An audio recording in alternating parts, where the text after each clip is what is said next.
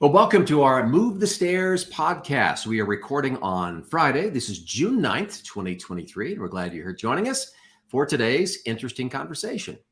It's going to be great because we're interviewing Ashley Jenkins, and she's the owner of MT Growers in Denver.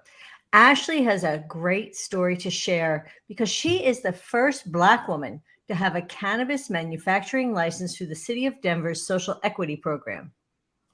Yeah, this is a great program, and we are so excited to learn more about it and ask Ashley about how she uses that program to help her build customer loyalty in her brand. And of course, building relationships with the media is always important, right, to help your business grow. So we're going to hear from Ashley about what she does to connect with the right reporters and industry writers. And she just celebrated her first anniversary. So we're going to learn from Ashley about what she's doing to help MT growers build and maintain a resilient brand. So Ashley, we want to see you pop in here. There you are. Let's get started. Welcome. Hi. We're so glad that you're joining us today. And I love your story. So your interest was in the business side of the cannabis industry when you began, but you began as a transport driver for an ambulance company. Tell us a little bit about that background. It's very interesting. Correct. Yes, ma'am. So I was a transport driver for a local company out of Centennial, Colorado. And it is called Action Care Ambulance. And so what I did before I started my EMT journey was I was just taking my veterans to and from to their appointments. They had dialysis appointments. If they had appointments at the amputee station, whatever it was, I would take them anywhere from Wyoming, Fort Lupton, Colorado Springs. I was down in Colorado Springs quite a bit. And I would just take them to whatever VA they needed to go to. So that's where I started. And I thought, well, let's try and do a little bit more. So I enrolled in EMT school and quickly learned that I didn't go to college for a reason. School just wasn't for me. I give kudos to all the EMTs, though. They put their lives on the lines and they do a lot of work. And I just thought that the medical side of things was a little off. It didn't really feel right to me. But as a cannabis user, I knew that cannabis could take place for the medical side. And so that's kind of where it started. Very good. Yeah, let's go a little farther back in your life. About 12 years ago, you told me you were busted for possession of a couple of grams of marijuana. First offense. And of course, this happened right before cannabis was legalized in Colorado. So that sounds like a negative, but it actually turned out to be a pretty positive thing in your life because it sent you on a different trajectory. So tell our listeners about how that kind of helped pave the way for you to kind of zero in on Denver's social equity program for marijuana licensing. Right. So you're absolutely correct. I was actually in college in Florida. So that's kind of where the hefty, all of it came from. I was in a car. I'm a native. So Colorado had just legalized weed here right before I went off to college. So I was in the mindset of I can smoke anywhere. And so in Florida, that I learned really fast. That is not the case. I was pulled over with 2 grams of marijuana, sent to jail. I did the weekend. When I went to court, they asked for 33 years on my first offense. You are absolutely correct. Wow. 33 years. And I was like, what do you mean? My son was maybe 7 months, 8 months old. I was like, this is crazy. Thank goodness my mom came down and she just has, my mother is just that type of person. Somehow she ended up having the judge ask if she was willing to take me back to Colorado so that I could finish out my 6 months of probation. And I was like, yes, let me go home. So I came home, I did my probation. But that was something that was on my record. I have misdemeanor of possession, and it's never really been a big problem and like the lower level jobs, like I'm a server, I was a bartender for a long time. They don't really care about that on your resume. But when you try to get, like, I call it a big girl's job.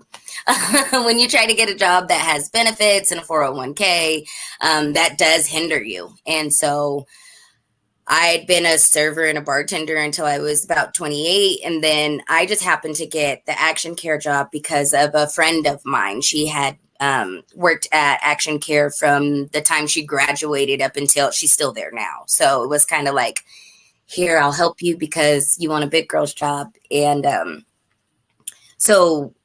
when I started, that is when social equity started to like become a buzz and they were talking about it. And like I said, I was kind of realizing that the pharmaceutical side was something that I wasn't very much interested in. And so when this program had come out, my uncle, who has been in the cannabis industry since 2015, like when it first came out and legalized, he had MT Growers LLC. He had an MT Growers company as well down in Pueblo. He used to make the trip from Denver to Pueblo all the time. So when this opportunity had presented itself, he asked if I, was interested. And so we started doing some research and I was like, yeah, that's exactly what I'm looking for. I knew I wanted to do something in the medical industry, but I knew I didn't want to do something in the pharmaceutical industry. So that is, it was kind of like the pieces just fell into place. And the program was made for minority with the previous drug charge. And so there I went. And you eventually ended up getting your manufacturing license, becoming the first Black woman to do so through this Denver-based program, which is fantastic, by the way. I wanted to reiterate that for our listeners. Thank you. Ashley, we always talk about building customer loyalty, and by sharing with your customers your motivation to enter this industry, I'm curious, are you sharing this story of yours with your consumers? And are you finding that it helps them kind of relate to what it is you're trying to accomplish here in Colorado? Absolutely. So the first thing that I'll tell anybody is how I got the license. I think that's a crazy story, to go from someone that had a misdemeanor charge and could really get nowhere to owning a business that was that same charge. I think that's crazy. So that's the first 33 years is what gets me. I mean, that is insane. Yeah. Insane. Granted, it's Florida, and I'm sure everybody thinks Florida is like, that's not real. There's something about Florida is different, but yeah, 33 years. I'm telling you, my throat would just like, it closed up, and I was like, 33. I had never been in trouble with the law ever. And then it was like 33 years. And I was like, I'm only 21. Like, this is crazy.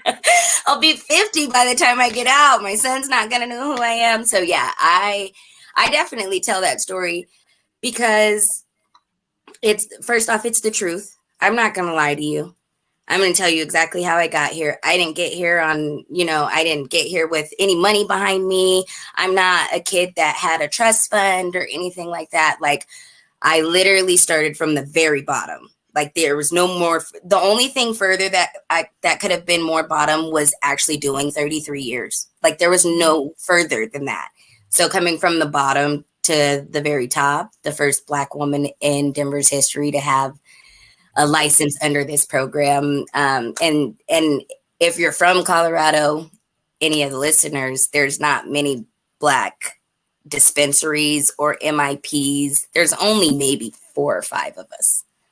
So that's crazy to me. So I'll be the first one. I don't want to toot my own horn, but toot. There you go. I mean, telling your story is so important because it really does help build what we call that trust bucket. So people get to know you better, and that really builds that customer loyalty. Do you have another example maybe of being transparent or super honest that really helped your business? A prime example is I wasn't a trust fund kid. So I had to go out and I had to pitch my story to my friends and my families, or people that maybe family directed me towards, so that I couldn't do this alone. I was an ambulance driver and I was making minimum wage. and I'm a single mother. So like I didn't have a ton of money behind me. Prime example, I went and reached out to some friends and some family, and I gave them the honest story, the story that I just gave you guys. And I let them know, like, hey, if you invest in me, I will be open, transparent, and I'll do everything that I can to make sure that we all make it out of this. Like everybody, the goal is everybody makes a little bit of piece of the pie, and we all change in some way, shape, or form the systems that are out in the world right now. So I had friends and family that, invested in the business. And then I hit major hiccups in my very first year. And I had to pull all my investors together. And it was one of the most gut-wrenching feelings. And to tell them, hey, I hit a financial snag and I'm not going to have any of you guys' checks ready when they're due. And I think me being honest and open about it was the reason I got from every last one of my investors, don't worry about it.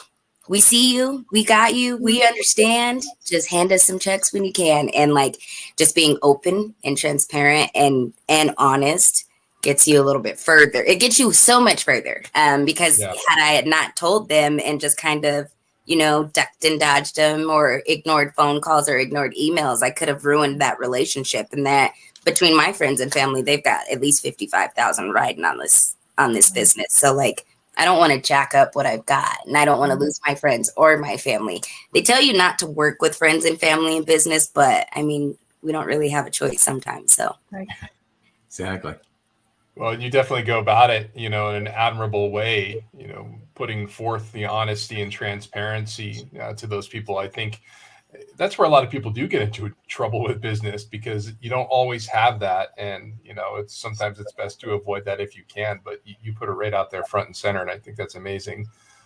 Ashley, you may or may not know, but we're all former journalists.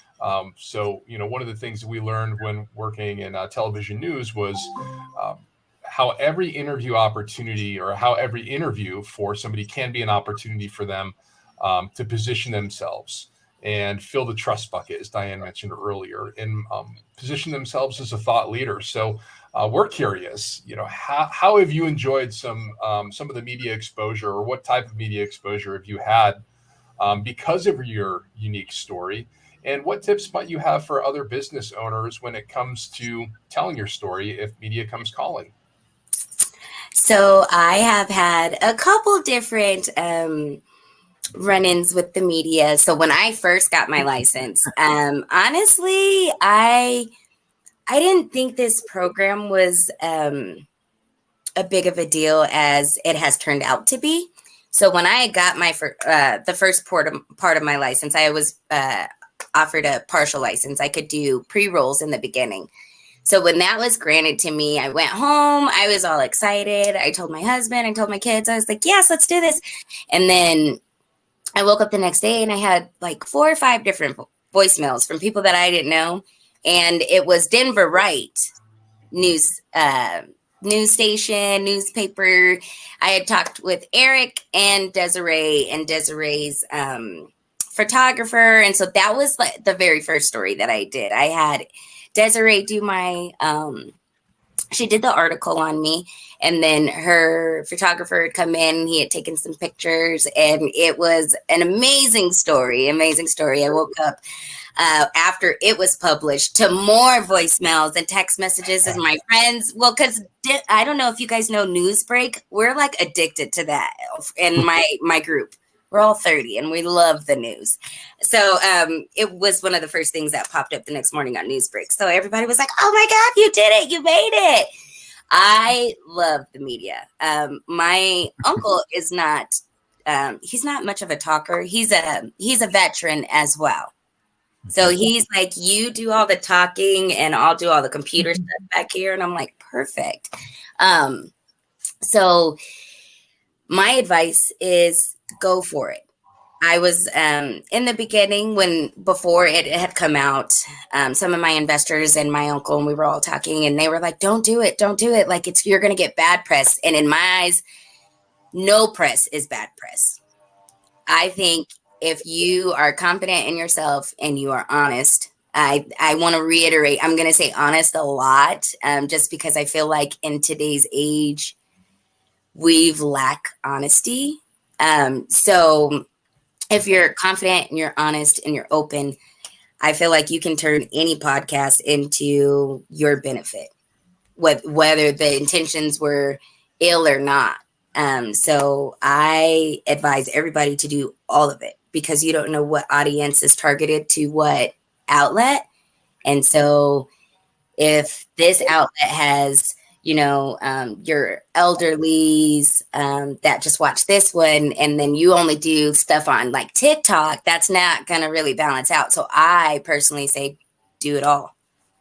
I like the idea of getting the script. This is the second one that I've done where I've had a script. I like the script. It gives me the ideas, kind of gauges where we're going to go. And I say do it all. If you don't do it, that's where you're going to fail. Yeah, so your relationship with the media thus far has been pretty positive, because you're willing to share your story. But let's talk a minute if about something comes out that's negative. It could be negative about cannabis in general, the cannabis industry. How would you suggest a business owner like yourself handle the media if something negative comes out? I always say be prepared for the worst. So always keep your cool and remember to be honest. So if something negative comes out to you, please make sure that you have actual positive facts to counterpart what that negative is, because cannabis is new. I mean, in my life, because I've been a consumer my entire life, it's not new. But for, my older generation, where it was illegal for 50 years of their lives, and now all of a sudden it's legal, and they have been taught that it's bad for you. And I always love to come back with facts. Love facts. It's true. And you have the facts behind you, and you've also kind of thought through those negative situations, and you're ready for them. It makes all the difference. So you told us that you worked with Desiree over at Denverite, and you have a really good working relationship. I'm interested in how you establish that rapport, and do you have that type of rapport with other reporters?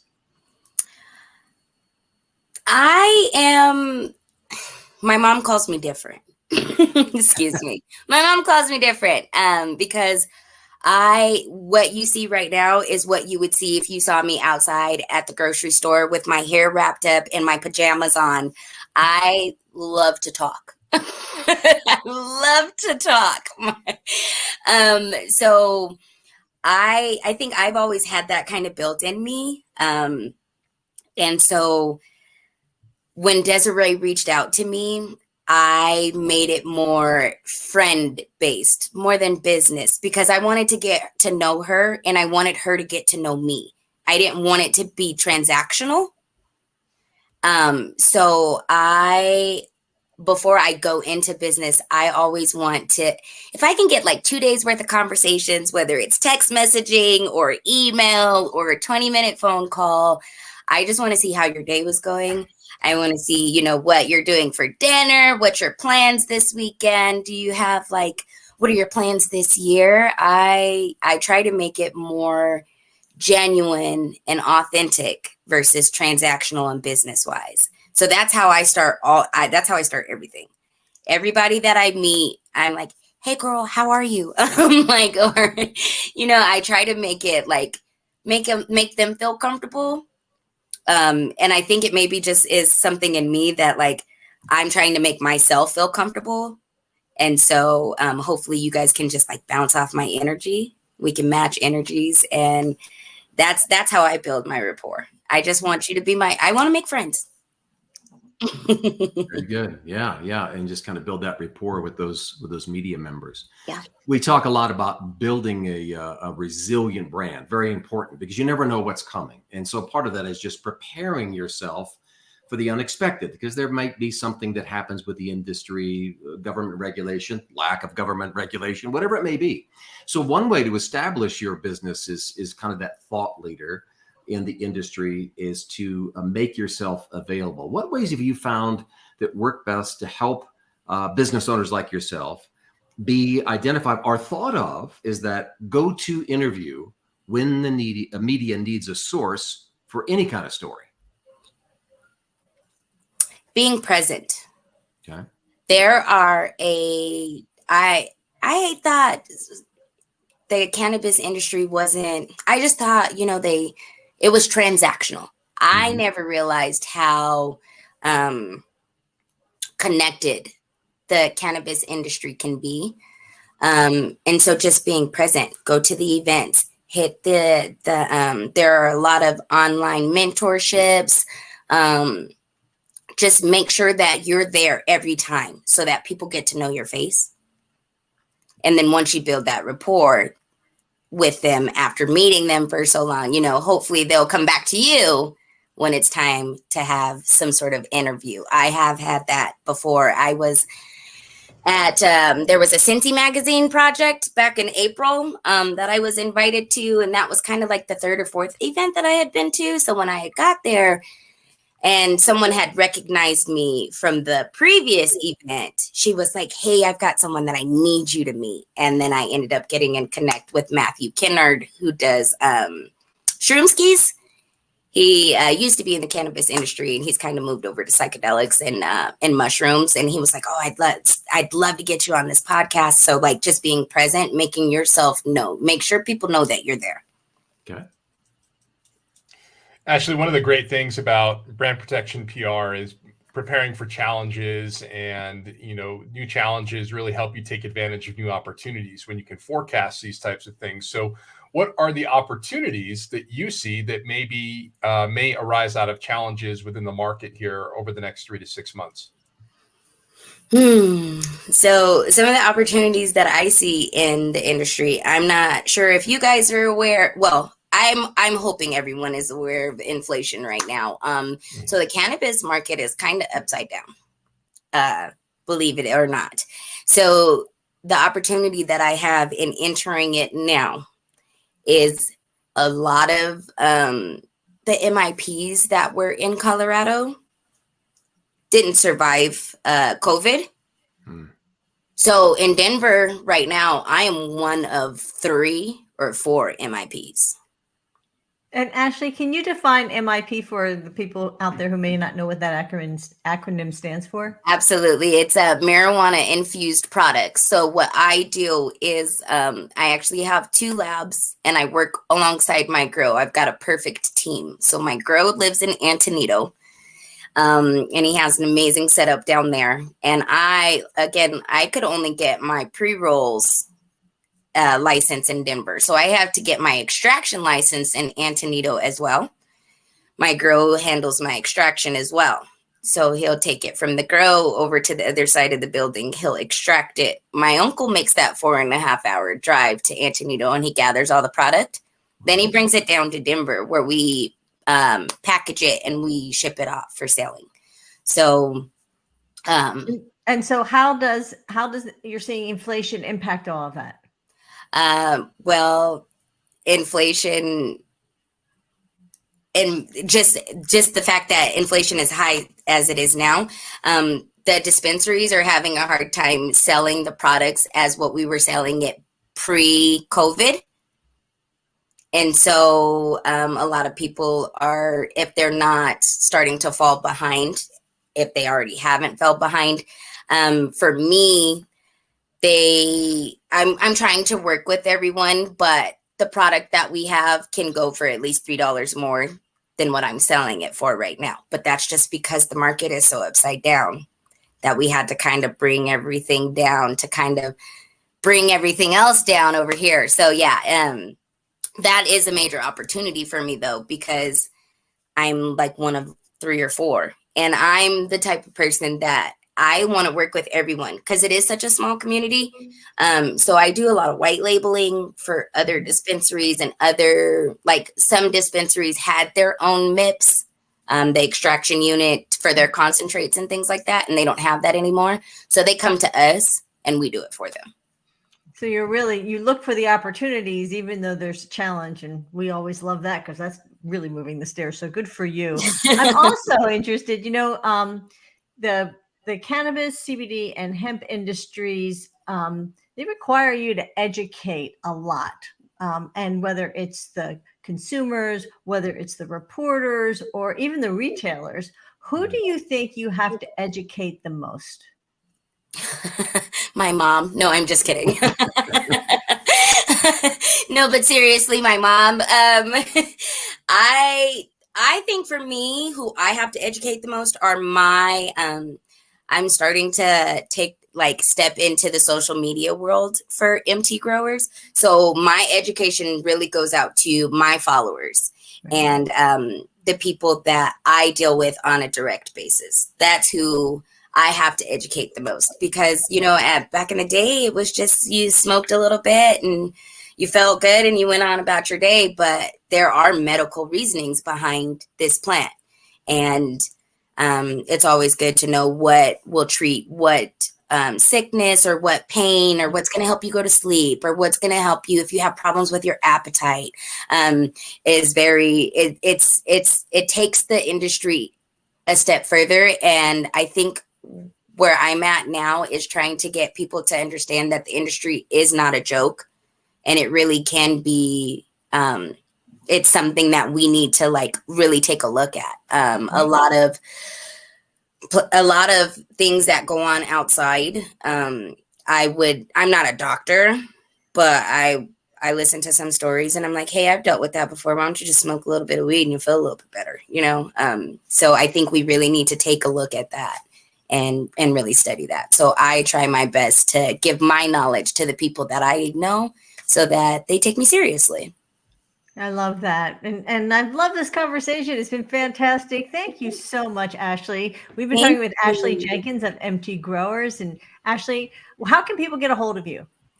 So, like I said, I stepped into the media world, the social media world. I do have a Facebook page and an Instagram. They are MT Growers, one word.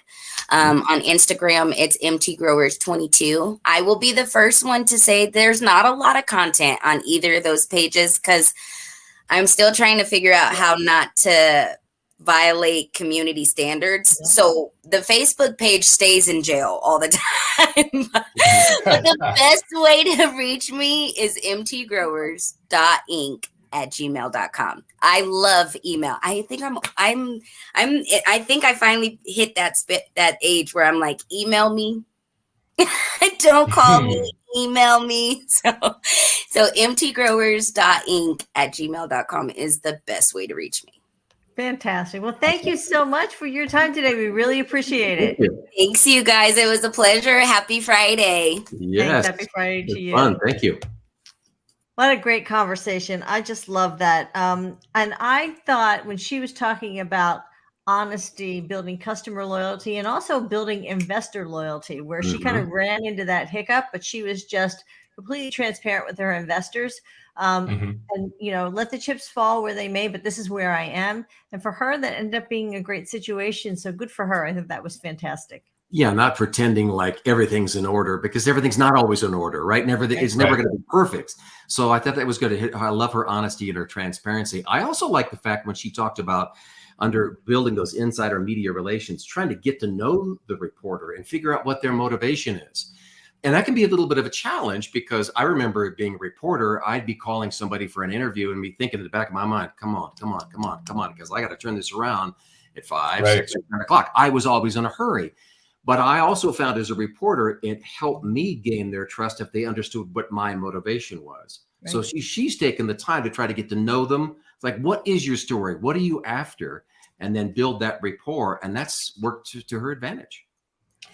Yeah, and I think lastly here, when we're talking about brand resiliency, Ashley has identified that she has a very unique talent, and that is she likes to talk to people. She likes to engage. So if it's investors, if it's colleagues, if it's industry professionals, if it's media, one thing that stood out to me is she talked about being present and how important that is to building herself up as a thought leader. But that also reflects positively on her brand as well. And that helps fill the trust bucket, which is just so important in this industry in particular. And I thought that was really, really great advice. Absolutely. Kind of peels that curtain back a little bit. Let the consumer see who you are, what your motivation is. Well, thank all of you for joining us with our special guest, Ashley Jenkins with MT Growers today for this Move the Stairs podcast. Thanks for listening. We hope you join us again for another episode of the Move the Stairs podcast.